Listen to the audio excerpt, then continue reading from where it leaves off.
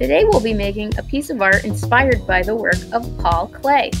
He was a very famous artist from the 1900s. He created this work of art called Castle and Sun. Notice all the shapes he used to create this work of art. Notice all the colors. Today we'll be using pastels, a pencil, and watercolor to create our pictures inspired by Paul Klee. We're going to start by making some lines with our pencil. We'll start making lines that go vertical or straight from the bottom up. I'm going to make these lines so that they represent the sides of different buildings, and they'll also make up some new shapes. My lines aren't always straight, so I'm going to go get something that'll make my lines straighter. Maybe I could use the edge of this oil pastel box as a straight edge. If you have a ruler, that can work too, but I'm being creative with what I have for straight edges. This works pretty well, actually. I'm going to do a few rows of these lines. I'm going to space them a little differently so that some are really close together and some are far apart. I'm also making some that are taller than others. Maybe I'll even try to use the edge of this watercolor container. Oh, it's a little bumpy, but that actually adds a little bit of interest. I'm going to do that again.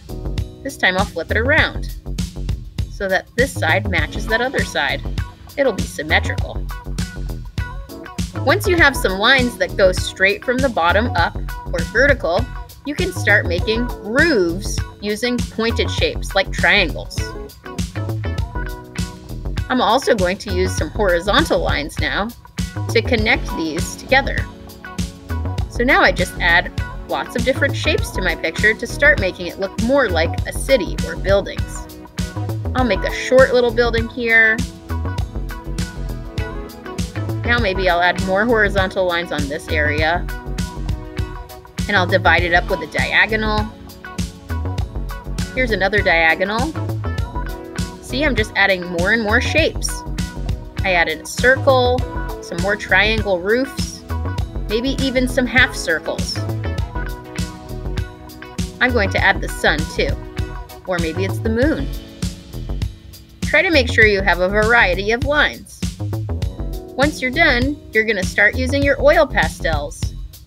First, before you color any shapes in, I want you to outline the shapes darkly with the oil pastel. I'm pushing really hard with the pastel again, so that I get a nice, dark, thick outline. You're going to outline all of the shapes. I'm using a few different colors. Now I'm going to switch to another one. You could do this all in one color if you just like one color, but if you want to use a variety of colors, go ahead. Make sure you trace every single one. It's easy to forget and miss one or two. Make it kind of a scavenger hunt. One more. You're going to color your sky in too using the pastels.